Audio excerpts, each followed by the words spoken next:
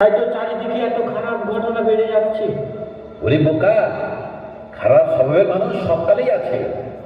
সবকালে মানুষ অন্য মানুষের উপর অত্যাচার করে, নিজেকে প্রতিষ্ঠা করতে চায়। মনে রাখবি, সবসময় অতি বলশালীরাই কম বলশালীদের উপর অত্যাচার করে। এর কি কোনো সমাধান নেই নানা? আছে, সমাধান আছে। কি সমাধান নানা?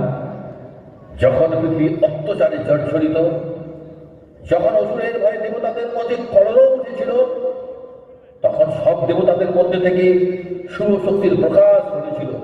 সেই শুভ শক্তি একত্র হয়ে তৈরি হল আদ্যা শক্তি মহামায়া, যে ঘটে রণরঙ্গিনী মাতৃশক্তি।